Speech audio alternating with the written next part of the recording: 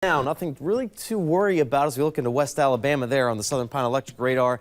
We do have some showers that have developed, and the heavier rain you can see as well as you push off into Louisiana. But again, there's that light shower activity as you go along Interstate 2059 and also to the south of Butler and into Waynesboro as well. And we do expand this out a little bit. Here's that rain that was departing from us earlier on today as it pushed off into Alabama and Georgia. And then the other round that we were talking about again is this batch of storms now moving into central Louisiana. That's really starting to grow into more of a line of storms. And as it progresses eastward, it'll really start to form up and develop that way. So we could see a line of storms move through later tonight, with just some gusty winds being the main threat. Talked about that rain earlier on. We saw about 3/4 of an inch of rain here in Meridian, also over towards Forest. A little bit lighter in some spots. Philadelphia near 1/2 an inch of rain, and it was a pretty steady to moderate rainfall earlier this afternoon. But again, it not only prevented the severe weather, but it also prevented us from being too warm today. Only got up to 71 degrees, right around our normal for this time of year. And we stayed really warm this morning as well, right in those lower 60s.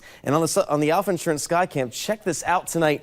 You can't hardly see a couple of blocks down the streets of Meridian tonight as some pretty dense fog has developed in advance of some of this rainfall and these storms. Again, only about a mile of visibility here in Meridian. You go up to the north along Interstate 4 or Route 45. They're also only about a mile of visibility. So that fog is also going to be in the way tonight as well before the storms do arrive. And we can see here as we look at the current conditions, pretty calm winds still in those 60s. So again, that fog is going to be a problem as we go forward through the rest of the night. But again, the main thing we're going to be talking about here is that chance as these storms move in for some severe weather. A few storms could have damaging winds tonight, but really as the day has gone on, the chance for any tornadoes or hail tonight with some of these thunderstorms really is not going to be a factor for the most part. On the high resolution 4K futurecast we go through tonight, again, there's those storms coming through right around 3 a.m. is when we can expect them tonight. Those push out, and by the time we get into Monday morning, those storms will really be isolated and not severe in nature at all. So it's going to be a very warm, humid one tomorrow for us.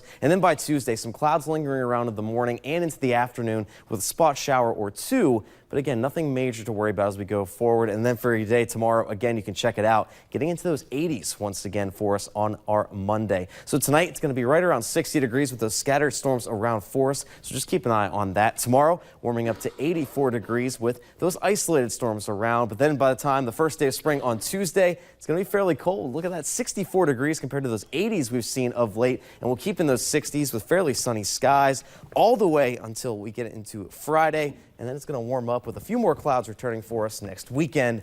But the good news is no more rain or storms to worry about, at least in the coming week.